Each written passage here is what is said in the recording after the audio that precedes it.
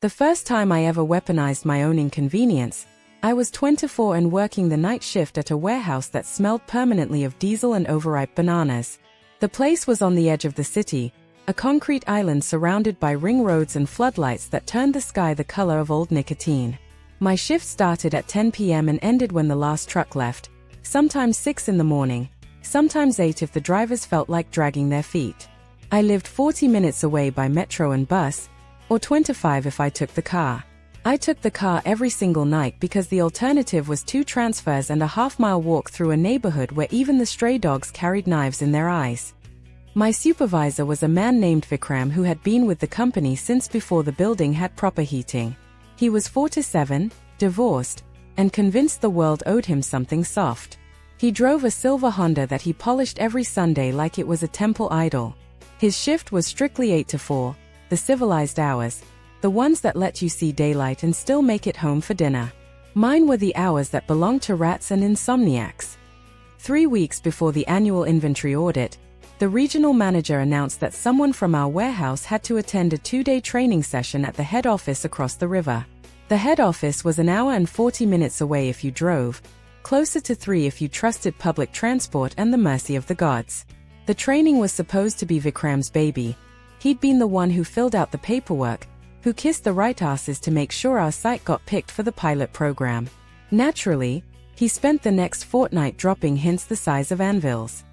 "You ever driven out to the new campus, Beta?" he asked me one night while I was wrestling a pallet of canned pineapples. "Nope," I said, not looking up. "Pretty drive this time of year. All those jacaranda trees. Sounds nice." He waited for me to volunteer.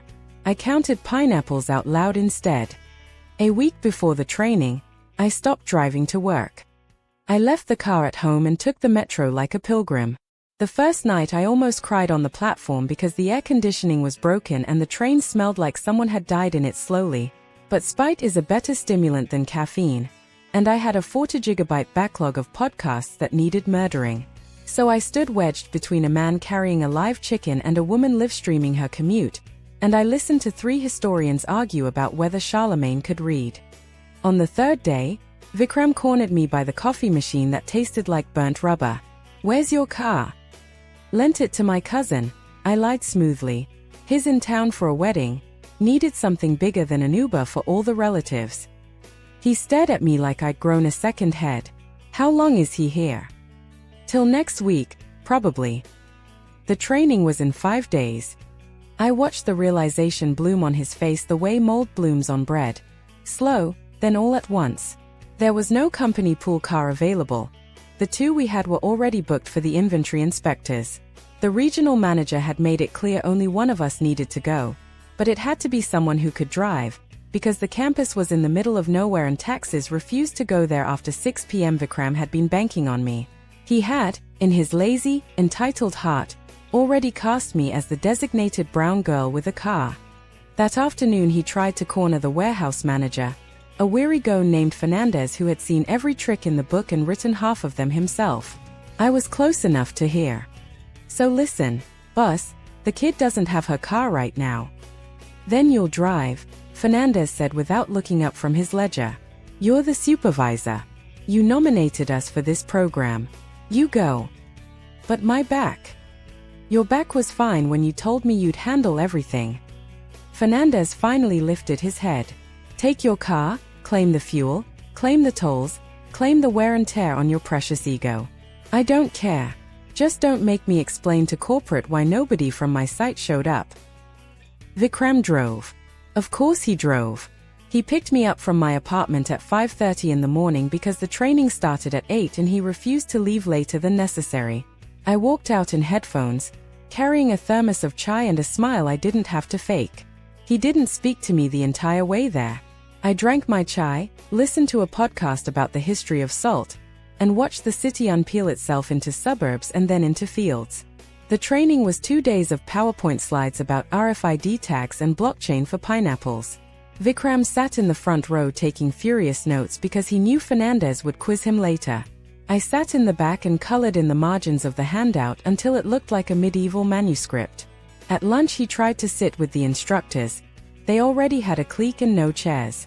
He ended up next to me, eating cold biryani out of a steel tiffin his mother had packed, because he didn't trust hotel food.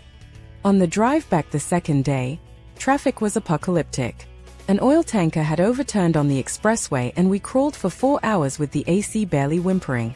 At one point he looked over at me, headphones in, eyes closed, bobbing gently to whatever I was listening to, and said, "You planned this." I pulled one earbud out. "Sorry. You heard me." I smiled the way my mother smiles at aunties who ask why I'm still single. Cousin's wedding ran long. You know how Punjabis are. He gripped the wheel until his knuckles went white. I put the earbud back in and turned the volume up.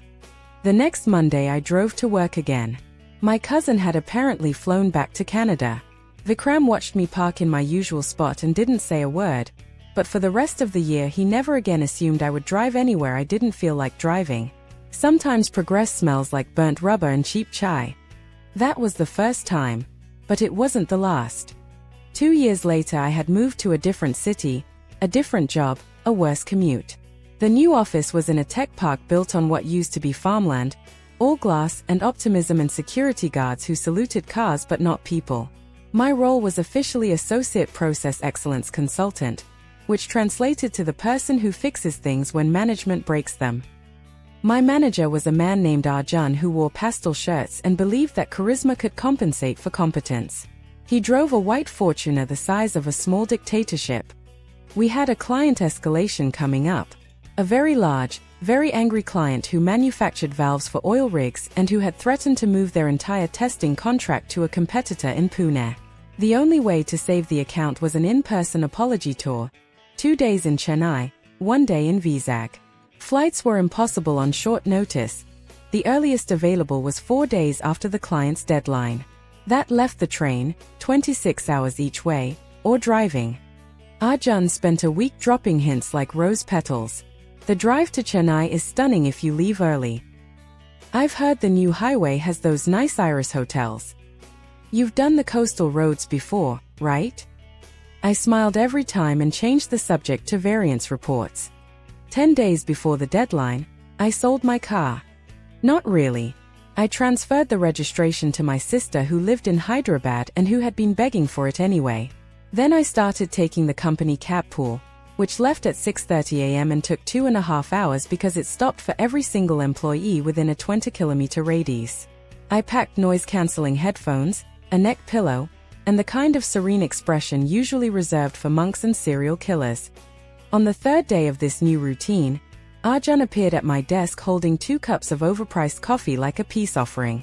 "So," he said, "hypothetically, if someone needed to drive to Chennai next week." "I don't have a car anymore," I said, accepting the coffee.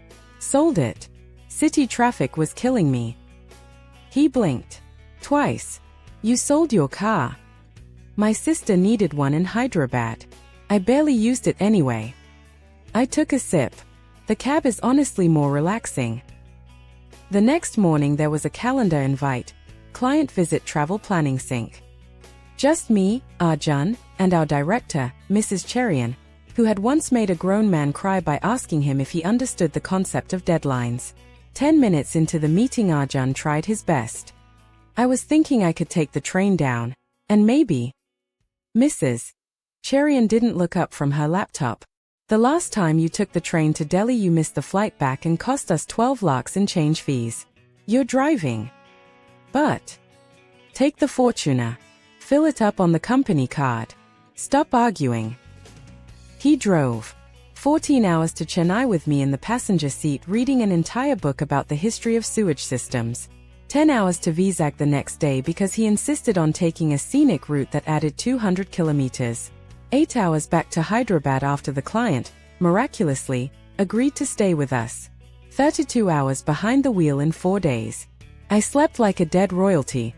When we got back, he put in for mileage reimbursement and got a gentle email from finance asking why he hadn't taken the train like a normal person. I bought my sister a very nice dinner with the money she paid me for the car, which I had, of course, bought back from her the moment we returned.